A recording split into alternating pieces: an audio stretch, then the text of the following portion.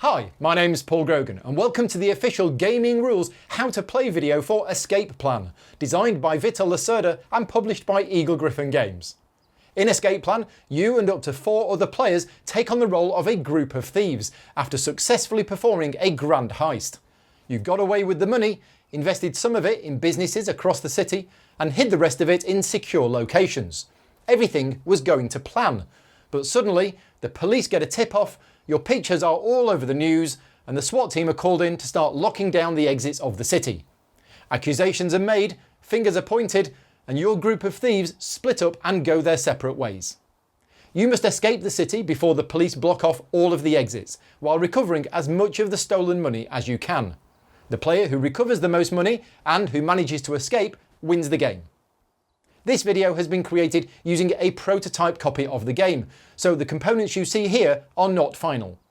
And also, this video was created before the start of the Kickstarter campaign, so on the rare chance that something may have changed between this video being filmed and the final version of the game being printed, be sure to turn on the subtitles, set the channel to Klingon, and I'll put any annotations there for any changes which have been made. Escape Plan is played over 3 rounds, each round representing 1 day of time, and each round is divided into 6 phases which are carried out in order. Phase 5 is where all of the action takes place, and it's divided into 5 parts: morning, afternoon, evening, night and dawn. In each part of the day, in turn order, players take 1 turn each to perform an action. When you take an action, you normally move around the city from one location to another in an attempt to recover as much money as possible according to your secret escape plan card dealt to you at the start of the game. Visit businesses to recover some of your money and make contacts. Use the subway to travel around the city more quickly. Visit safe houses to recover more of your money, collect a key and buy the services of a fixer. Recruit local gangs and then use them when the time is right. Visit the convenience store to buy equipment and use a key to open lockboxes where some of your money is hidden. At the start of the game, the 3 exits of the city are open, but as the game goes on, the SWAT teams close in and lock down the exits. On the 3rd day, only 1 exit remains open, and that is the one that you must escape by, and only on day 3. But the longer you leave it, the higher the cost, and if you don't have enough cash on hand to bribe your way out, you'll be arrested and eliminated from the game. Place the game board on the table. The board is 2-sided. Use this side for 4 and 5 players and the other side for 1 to 3 players. Take the 2 starting city tiles and place them face down in the indicated spaces in the centre of the board. The arrows on these tiles should either be both pointing up or both pointing down. And then flip both tiles face up, maintaining their respective orientation. Separate the remaining city tiles according to the letter on the back, and separately shuffle each group of tiles, placing them in 4 face-down stacks next to the game board. Flip over the top city tile of each stack. The red, blue and black meeples represent police officers of 3 different types. Place them all into the bag and mix them up. Draw 2 police officers from the bag and place them on each of the city tiles on top of the stacks. If there are 2 of the same type on a tile, return 1 back to the bag, do not draw a replacement. And then repeat the process for this starting city tile, the one without the hospital. And again, if 2 police are drawn that are the same, return 1 to the bag. Note that the police officers are always just on the tile itself, they're never on a specific space of that tile. There are 6 patrol cards in the game, 2 for each exit. Shuffle them and then randomly return 1 face down to the game box. The removed card indicates the exit that you're trying to escape from on day 3, and it's important that nobody sees it ahead of time. Place the remaining 5 cards face down here. Place all business tiles face up on their corresponding spaces, and do the same with the safe house tiles. Place the 9 key tiles face up at random in the 9 spaces of the safe houses, and place the fixer tiles in a face up stack here. The order of these tiles doesn't matter, because whenever you get the opportunity to take one, you can select whichever one you want. Separate the locker tiles by colour, shuffle each stack and place them face down in the matching locker spaces of the convenience store. Separate the equipment tiles by type and place them in stacks here. And place the gas canisters here. Separate the exit tiles by their backs, shuffle each stack separately and place them next to the game board. Take the contact cards, shuffle them and place them face down as a deck nearby. reveal the top 7 cards of this deck and place them face up to form a display. Place the 6 gang members on their place on the board, and the remaining 2 gang members on the gang headquarters of the starting city tile. Place the time marker in the starting space on the time track. And place all of the extra action discs, the money, and the handcuff cards nearby. Share the player aids and the escape cost cards between the players. Each player chooses a colour and takes the respective player board, player screen, and all pieces in their chosen colour. Place your player pawn on the hospital location. Place your income cubes on the 0 to 8 spaces of your income track. Leave the number 9 visible. This is your starting income. From your asset tiles, place the 3 depicting the police officer shields in the indicated equipment spaces. The order of these doesn't matter. Place your asset tile depicting the extra action disc on the $5,000 asset tile space here. And place your 3 remaining asset tiles face up on the indicated contact card spaces. Again, the order doesn't matter. Place your 2 gang control markers here. And place a first aid tile face up on its space. Place 4 notoriety cubes below your red and blue notoriety boxes, and place 3 wound cubes in your green wounds box. Place your rest token sunny side up here. Take $9,000 in money and place it behind your screen. Make sure to keep your money secret from the other players during the game. Shuffle the escape plan cards and deal 1 at random face down to each player, returning the rest to the box. You should look at your own card, as it will give you an idea of where you should be going during the game, but keep it secret from the other players. The player who most recently robbed a bank is the first player. They place their turn order marker on the first space of the turn order track. And then continuing in clockwise order, each other player places their turn order markers in the next available spaces. Each player also places their notoriety marker on an empty space at the bottom of the notoriety track, and the order here doesn't matter. If you're playing the solo or 2-player game, there are additional setup instructions which I won't go into in this video, but they are fully explained in the rulebook. But with setup complete, you're now ready to play the game. As mentioned earlier, Escape Plan is played over the course of 3 rounds, and each round represents 1 day. Each round consists of the following 6 phases. The income phase, where players receive money for their remaining investments. The patrol phase, where the police start to block off the exits of the city. In phase 3, more of the city is revealed.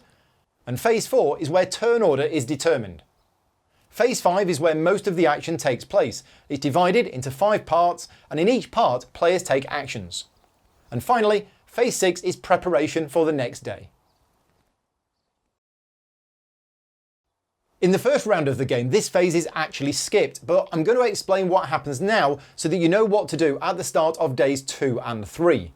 First, all players receive income based on their income track. You receive an amount of money equal to the lowest visible number. At the start of the game, this is 9, which is why you started with $9,000. But as you remove income cubes during the game, your income will drop, reflecting that you have actually withdrawn your money out of the businesses that you invested in. So, after you have removed 3 cubes, for example, your income would be 6. After taking income, as shown here on the time track, all players with a notoriety of 1 or 2 may pay $3,000 to unlock an asset tile. I'll explain later on what unlocking an asset tile actually means, but remember, this phase is skipped in the first round. So just note that at the start of rounds 2 and 3, if you have a low notoriety, you can do this. In this phase, you reveal the top 2 cards of the patrol deck. I would suggest doing this one at a time for increased dramatic effect. The patrol cards indicate which exit of the city that the police are starting to close off. In this case, exit 3. That card is then placed on the patrol space for that exit. Note that the patrol spaces are just places on the game board for the cards. They are not an indication of where the exit actually is. An exit could actually be anywhere inside the city itself, not just on the outskirts. For example, here is the patrol space for exit 3, but the actual exit is over here. When a patrol space has 1 card on it, nothing happens. It just means that the police are starting to set up their roadblocks. But when a second patrol card is placed on a space, this means that the exit is now blocked and cannot be used to escape the city. Remember in setup, one of the patrol cards was removed at random and hidden away. Well, as the game progresses, the cards in the patrol deck will gradually be revealed, and the one that's missing is the exit that you need to escape by, and only on day 3. As soon as an exit is blocked, take either of the stacks of exit tiles and place them onto the card on the patrol space. And as soon as the tile depicting that exit is visible, either on top of one of the stacks or already placed on the board, move those tiles onto the exit to clearly show that it's blocked. I'll explain these exit tiles in a later chapter. Each round, the 4 city tiles currently visible on top of the stacks are placed onto the game board. The player currently first in turn order chooses a tile and places it. The second player chooses the next tile, and so on until all tiles are placed. So if there are 5 players in the game, this means that the player currently last in turn order would not get to place one. And with fewer than 4 players, the sequence repeats, so that in a 3-player game, for example, whoever is first will place the first tile and then the 4th tile. When placing city tiles, 2 rules must be followed.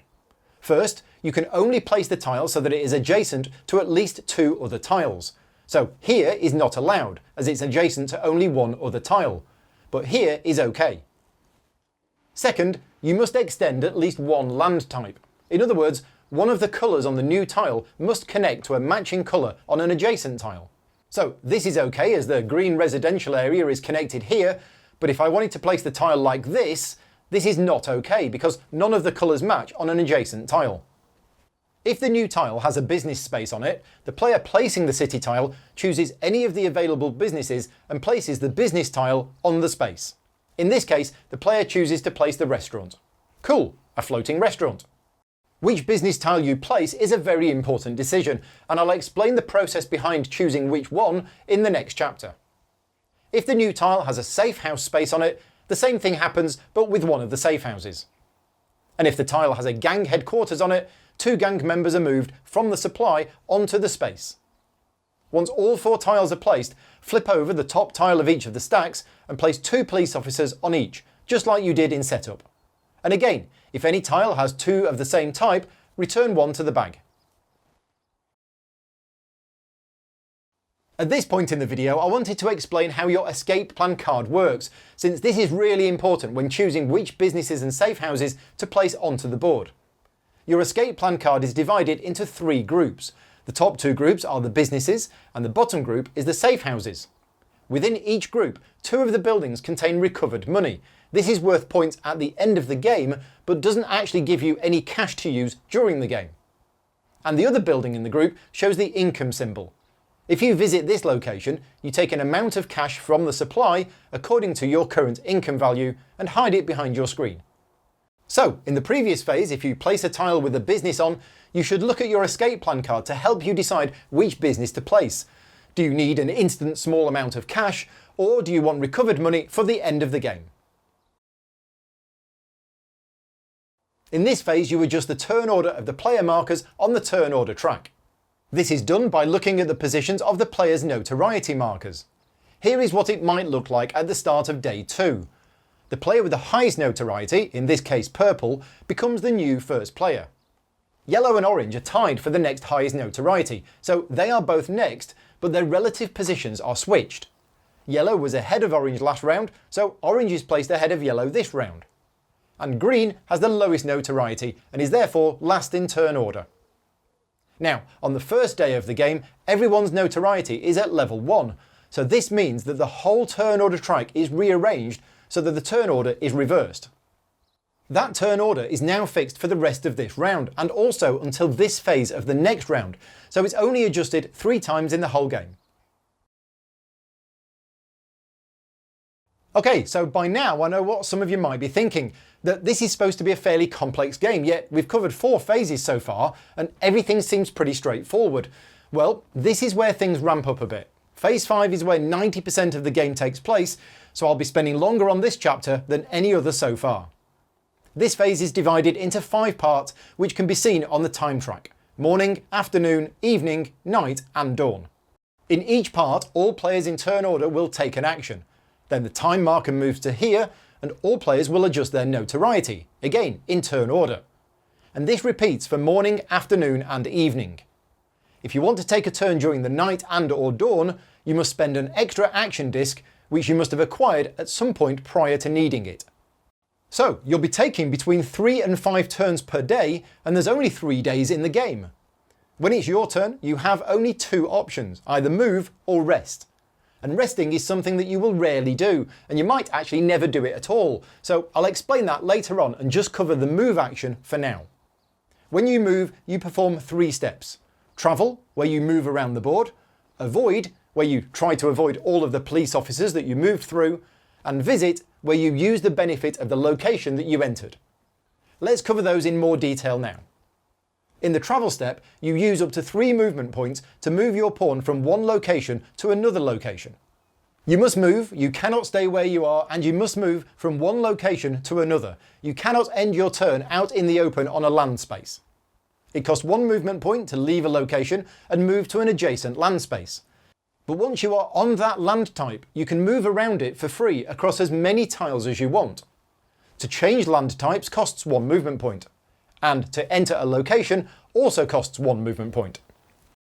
Water spaces cannot be moved through normally, but if there is a ferry icon on any of the tiles that make up that body of water, it means that there is a ferry system operating, and the water is treated just as if it was another land type. So here, the green player could move onto the water, use Jim's ferry, and move to the floating restaurant. During the game, you may have the opportunity to pick up gas canisters, and you can have up to 2 of them. You can use these when you are moving around to gain an extra movement point, and you can spend both of them at once, giving you 5 movement points in the turn. Using gas cans at just the right time can make the difference between winning and losing the game, so use them wisely. After you have travelled, step 2 of the move action is avoiding the police. And you must now try to avoid all of the police officers on every tile that you left, but not the one that you entered. This includes the tile on which you started on, and every tile that you moved through, but not the one where you ended your movement. If you move from a location on a tile to another location on the same tile, you skip this step as you are not out in the open long enough to be seen. But let's say on the first turn of the game, you leave the hospital, go through the residential area here, and then to this industrial area, and finally to the nightclub. There are never any police officers on the tile with the hospital, so there's nothing to avoid there. But you move through this tile, which means you must now try to avoid this blue police officer here. And even though there are police on the tile you ended your movement on, you only have to avoid police on tiles that you leave. A phrase to help you remember this rule is, it's easier to get in than it is to get out. So anyway, how do you avoid the police, and what happens if you don't? Well, at the start of the game, you actually have no way of avoiding the police, so I'll come back to how you do that when I talk about executive actions later on. For each police officer that you are unable to avoid, you take 1 wound by moving a wound cube from your green box to the red box. Wounds do not have any adverse effect on you during the game, but notice these numbers here. This is negative points at the end of the game based on how many wounds you have. And if you have 3 wounds and take a 4th, then you must take a handcuff card, which I'll explain a bit more later on, but you do heal 1 wound. Once you have travelled and avoided the police, it's time for step 3 of the move action, where you visit the location that you are now in. There are 10 different types of locations in the game, and choosing which ones to visit and in what order is part of the key to success. But before I cover any of the locations, I need to explain an important part of the game, and that is notoriety. During your turn, certain things that you will do will cause you to gain or lose notoriety. And when this happens, you track the gains and losses by moving your notoriety cubes on your player board. If you gain a notoriety, move a cube to the red box. And if you lose a notoriety, move a cube to the blue box. The important thing, and this will probably catch some players out the first time you play, but you do not make your changes directly on the notoriety track. You just track it with the cubes on your player board and only update the notoriety track at the appropriate time. Notoriety has advantages and disadvantages, and there are things that you can deliberately choose to do in the game to increase your notoriety if this is your strategy. So anyway, let's go back to the locations and now go through them one by one. First up, the businesses, of which there are 6 in the game. When you visit a business, the first thing you do is you gain 1 notoriety for each other player at that location. And this rule about gaining notoriety if there are other people at your location is actually a common rule that applies to most of the locations in the game, so you're probably going to get sick of hearing me saying it during this chapter. Next, you take the uppermost cube from your income track, and where you place it depends on your escape plan card. If there's an amount of money listed against that location, as is the case here, you place the cube inside the white hexagon of the corresponding business. That will be worth points to you at the end of the game should you escape. If instead the income symbol is listed, then you place the cube inside the other hexagon and immediately receive income, which remember is the lowest visible number showing on your income track. Finally, this icon here tells you that you must now take a contact card. If you remember back to setup, 7 contact cards were dealt out in a display. When you take a contact card, choose one of the 7 cards on display, and then you have 3 options of what to do with it. First, you could simply remove the card from the game. Now, it won't be obvious as to why you would want to do this until you fully understand the game, but just remember that it is an option. Second, you can take the card and place it on the leftmost empty contact space of your player board. You start the game with space for only 2 cards on your board, and in order to have more, you need to make the spaces available by unlocking the asset tiles here. The third option is that you can replace one of your existing contact cards with a new one. And when you replace a contact card with a new one, you gain 1 notoriety.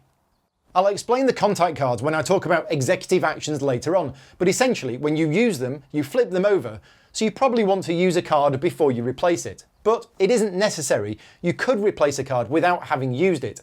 A replaced card is removed from the game. You could replace a contact card, used or unused, even if you still have space for an extra one on your player board. Now, this might seem crazy, right? But remember that every time you replace a card, you gain 1 notoriety, and you might really want to gain 1 notoriety at that point in the game. After taking a contact card, replace it with a new one from the deck. And since we're talking about contact cards, I'm just going to go quickly back and talk about the handcuff cards again. Remember, you get one of these handcuff cards when all of your wound cubes are in your red box and you take another wound. In this case, you heal 1 wound and you take a handcuff card. And you must place that card on the rightmost contact space of your player board that currently does not have a handcuff card on it. And if there's an asset tile there, return that tile to the box. You've lost it. And if there's a contact card there, you place the handcuff card over the contact card. The handcuff card locks out that space for the whole game, and it will also affect your end of game score, but I'll cover that at the end of the video. Anyway, back to the businesses. The businesses in this game are relying on the money invested in them to keep them running. Therefore, once a number of players have visited that location and taken their money out, the business has no choice but to close. In a game with 1 to 3 players, this is 2 total visits, and in a game with 4 to 5 players, this is 3 total visits. You can easily see how many visits have been made to a business by the total number of cubes in the hexagons relating to that business. For example, here, the nightclub has been visited 3 times, and the art gallery only once. So in this case, the nightclub is closed.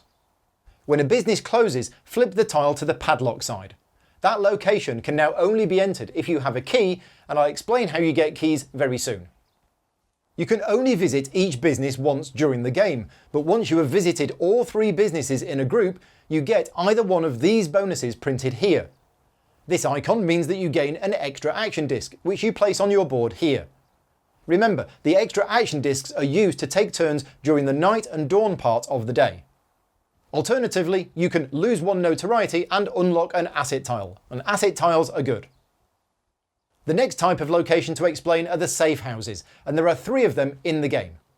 First, you gain 1 notoriety for each other player at the location, so in this case I would gain 2 notoriety as there are 2 other players already there. Then you take the uppermost cube from your income track and place it on one of the hexes depending on what's showing on your escape plan card, just like you did with the businesses, taking income if the income symbol is showing. Next, you lose 1 notoriety, as indicated by this icon here, so you move a cube to your blue notoriety box. Then, you take one of the available keys at that safe house and place it on your keychain, on the space matching the number of the safe house. Keys come in 3 colours, green, black and brown. Any type of key can be used to gain entry to a closed business, you flip the key over when it's used, but keys are also used to open the lockers at the convenience store, and I'll cover this in detail when I talk about the store soon. And finally, at the safe house, you get to buy a fixer tile, which if you remember, were placed here during setup, and you can buy any of them in the stack. To buy a fixer tile, you must pay the cost printed in the top left, and you place the tile on one of the spaces at the top of your player board. Like the contact spaces, you can only place a tile on a space if there is no asset tile there, so you only have room for 2 of them at the start of the game. And, like the contact cards, you can replace an existing tile if you want to, and if you do, you gain 1 notoriety. Fixer tiles are used as executive actions, which are covered in a later chapter. And also, like the businesses, once you have visited all 3 safe houses, you can then either gain an extra action disc or gain income and unlock an asset tile. The clinic is the next location to explain. As usual, you gain 1 notoriety for each other player there. You may then unlock an asset tile.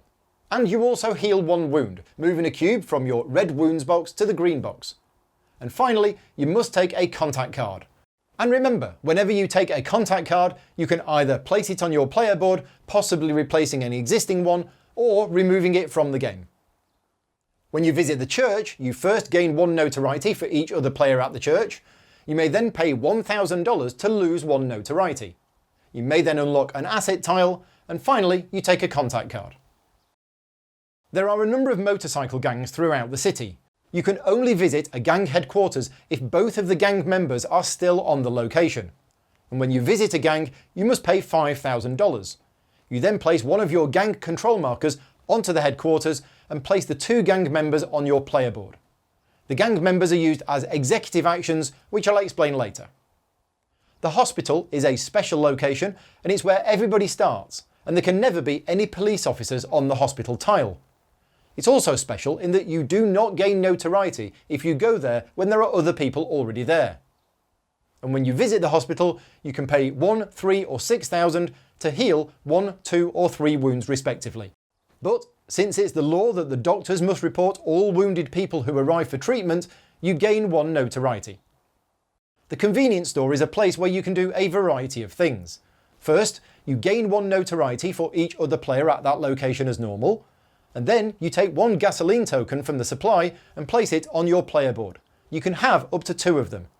Remember that when you're moving around the city, each gasoline token that you use gives you 1 extra movement point. You may then buy up to 2 pieces of equipment by paying the cost indicated. Equipment is placed on spaces at the top of your player board and take up the same slots as the fixer tiles mentioned earlier. And remember, any space without an asset tile is available, and you can replace existing tiles if you want to. And if you do replace a tile on your board, you gain 1 notoriety. Equipment is used by flipping it face down as an executive action, and I promise I am going to cover executive actions soon. Finally, at a store, if you have a key, you can use that key by flipping it face down to open one of the lockers. There are 3 types of locker, and you must use a key of the appropriate colour. But you must also meet the requirements of the locker, which is shown on the bottom of the locker tiles. You add up your current notoriety level, in this case I have 3, to the number of contact cards you have on your player board, whether face up or face down, which for me is also 3. You need a total of 1 or more to open a green locker, and since the lowest notoriety you can have is 1, it means you can always do this. You need a total of 5 or more to open a black locker, and you need 8 or more to open a brown locker. So I have 3 notoriety and 3 contact cards, which is a total of 6. So I can open the black locker with the black key. The next step is to work out how many tiles you actually get to look at. And this is depicted on the board beneath the tiles, and it refers to how many contact cards you have. If you open a green locker, you look at a number of tiles equal to the number of contact cards you have plus 1. For black lockers, it's simply the number of cards you have. And for brown lockers, it's the number of contact cards minus 1. In our example, I had 3 contact cards, so for the black locker, I would get to look at 3 tiles. I shuffle the tiles, take 3, look at them secretly, choose the one I want, and then return the rest of the stack and reshuffle it. The tile I chose is placed face down on one of the spaces at the top of my player board. And yes, this tile is placed on the same spaces used for equipment tiles and fixer tiles. And yes, the same rules apply when replacing an existing tile. If you want to, you gain 1 notoriety. The backs of the locker tiles depict the content of the stack. So, for the black locker tiles, there is 1 tile worth nothing, 2 tiles worth 70, and 2 tiles worth 100.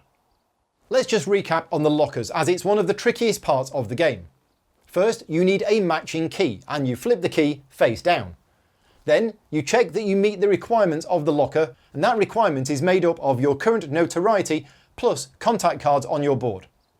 And then you take a number of tiles depending on the number of contact cards you have and the colour of the locker. Choose one and put the rest back. The last location for me to explain is the exits. Remember, there are 3 of these within the city which will gradually get revealed as the game goes on. First, you gain 1 notoriety for each other player on the space as usual. Then, if the exit is currently open, i.e. there is no stack of exit tiles on the space, then you receive income and take a contact card. If the exit is blocked, however, indicated by a stack of tiles, then you may choose to take an exit tile instead of receiving income, and you still get a contact card. The exit tiles work in a similar way to the lockers, except that there is no prerequisite needed for taking one. You just draw a number of tiles in secret equal to the number of contact cards you have, choose one, place it face down on your player board, and then return the rest, reshuffling. Note that on day 3 there will only be 1 open exit, and this is the exit by which you can escape.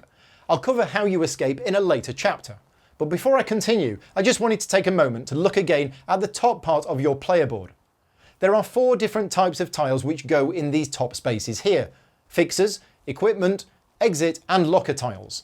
And the same rules always apply when you take any of them. You can either place it on an available empty space, which is one without an asset tile, or you can replace an existing tile, gaining 1 notoriety. But you probably don't want to ever replace locker tiles and exit tiles, since that is your endgame points. And that is all the locations you can visit during the game. Well, not quite. There's actually 2 locations in the game which I haven't covered yet: the subway and the heliport. These are special locations because their effects actually apply during the travel step of your move action. You can legally end your turn on one of these locations, but there's no benefit to doing so. When you move to a subway location, you may immediately move to any other subway location on the board, and you gain 1 extra movement point for that turn. So I could move from the gang headquarters through the residential area to the subway for 2 movement points, then use the subway to move here, spend an extra gas token to get an extra movement point, and move to the restaurant. When it comes to avoiding the police, you must still avoid them from the subway tile that you left, but not any of the ones in between. So in this case, I would have to avoid these 2 here and this one here, because those are the tiles which I left. The heliport allows you for 1 movement point to fly to any space within 2 tiles. So I could use 2 movement points to go from the safe house through the residential area to the heliport, and then the final movement point to fly over here to the church. And like the subway, when you are avoiding the police, you still have to avoid the ones on the heliport tile itself, because you left that tile. But you don't have to avoid the ones on any of the tiles that you flew over. And that is all of the locations covered. Now it's time to explain executive actions. On your turn, in addition to your main action of move or rest, you can perform any number of executive actions. There are 6 different types of executive actions you can do. The first is using an equipment tile that you've previously bought from a store. To use the tile, you simply flip it face down and gain its effect. All of the equipment is used for avoiding police officers. The hat is used for avoiding county police officers. The helmet is used for avoiding members of the SWAT team. And the vest is used for avoiding federal police officers. The gas mask is used for avoiding members of the SWAT team or county police officers. So remember earlier when I said that to avoid police officers you need to use an executive action? Well, this is it. The next executive action to explain is using a fixer tile, which is similar to using a piece of equipment, except that fixer tiles have a variety of effects. I'm not going to explain all of them here as they are detailed in full in the rulebook. But the important rule to remember is that you had to pay for a fixer tile when you took it, but using it is free. To use it, you flip it face down and then gain the benefit. Fixer tiles are one use only. There's no way to flip them back during the game, but they do stay on your board when used. You can replace them later, and remember that replacing a tile increases your notoriety. The next executive action to explain is using a contact card. First, check the small icon in the top right of the card. The icon indicates which step of your turn that it can be used. If it has the footprints, it can be used in the travel step, and if it has this icon, it means it's used in the avoid step. Then pay the cost shown on the left. And if there's a notoriety symbol on the right, gain 1 notoriety.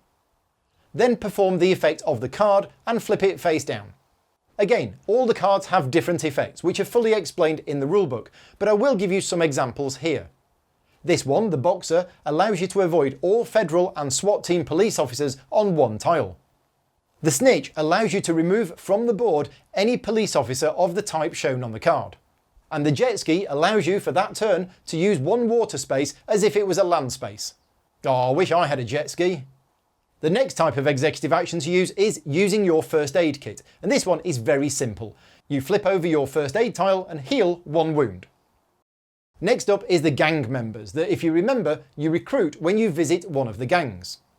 Using a gang member is an executive action, and you return the gang member back to its headquarters on the board. Doing so allows you to perform one of the three options shown here. Lose one notoriety, use a helipad, or avoid all police officers on one tile. Once you have used both gang members, you take your gang control marker back, and the gang can now be hired again. I'll now explain how helipads work. Some city tiles have small helipad symbols on the edges. This indicates the presence of helipads on the roofs of some of the buildings. And unlike the heliport, these icons on their own don't actually do anything. There's no helicopters there, it's just a place for helicopters to land. And if you have the ability to use a helipad, such as using a gang member, you can make use of them. For example, I could return a gang member as an executive action, get them to steal a helicopter for me and come and pick me up from the roof of the hospital and fly me to the store. Sounds like a normal night out for me. The final executive action to explain is using an unlocked asset tile. You start the game with one unlocked asset tile on the left side of your player board. To use it, you pay the cost shown below, in this case $5,000, gain the benefit, which in this case is taking an extra action disc, and then you flip the tile over. Asset tiles are one use only. There is no way to flip them back, but each one you do use is worth 10 points at the end of the game. So, since we're talking about asset tiles, it's time to explain how you unlock more of them. You have 7 asset tiles. One of them starts off the game unlocked, and the other 6 are in locked positions. Locked asset tiles block the spaces they are on. You cannot put a card or tile on these spaces until the asset tile is unlocked. Each time you see this icon, it means that you can unlock an asset tile. And to do that, you simply choose any locked asset tile on your board and move it over to the highest cost empty asset space on the left side of your board. Then slide to the right any remaining asset tiles. Once you have unlocked all but one of your asset tiles, you have no more spaces available. In this case, if you do unlock your final one, just remove it from the game. On your turn, instead of taking a move action, you can choose to rest. When you do, complete the following steps. Flip your rest token to the other side. This is because you can only rest once per day, so this tracks whether or not you have rested. Then flip back all used contact cards, all used equipment tiles, and then you may unlock any one asset tile. And finally, if you used your first aid tile, you can now flip it back. I mentioned earlier on that you track your gains and losses of notoriety by moving the cubes into the red and blue boxes on your player board, and it's only after all players have taken an action that you move the time marker to the next position on the time track, and now is the time where the notoriety track is updated. Each player in turn order checks their notoriety cubes. In this case, I have 2 in the red box and 1 in the blue box, so I move my notoriety marker up 1 space. If I had just 1 red and 1 blue, my marker would not move. After moving your notoriety marker, reset your cubes. If your marker crosses one of the red lines when moving upwards, you immediately resolve these 2 effects printed to the side of the notoriety track. And this is why it's important for this to be done in turn order. This icon means that all other players with a lower notoriety than you must, if able, move 1 police officer on the board towards you. The rules for moving police officers are actually fairly simple, but they do catch some people out. You can move any police officer from any one tile to any other tile. It does not have to be adjacent. However, there are 2 important rules that must be followed. First, there can never be 2 police officers of the same type on the same tile. And second, there can never be any police officers on the hospital tile.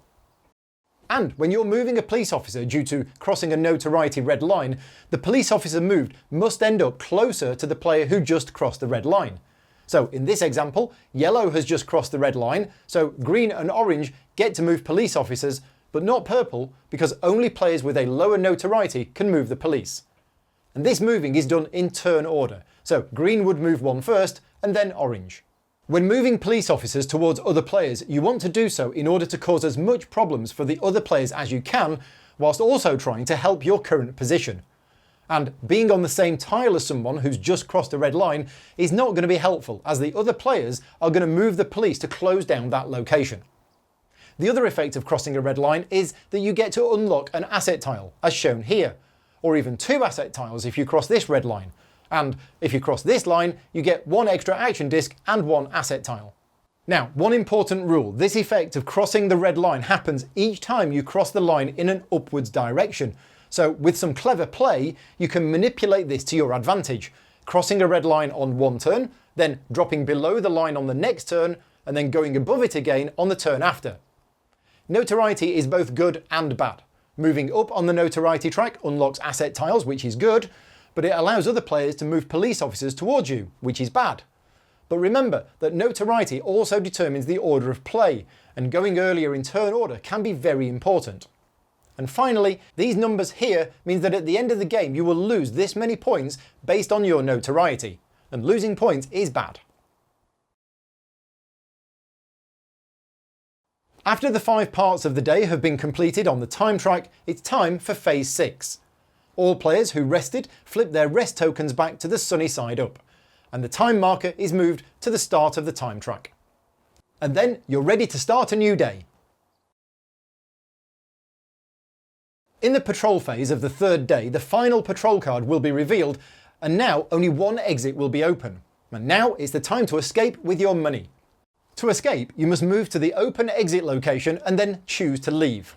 Now this actually happens during the travel step of your turn, because escaping is part of movement, but it doesn't cost any movement points.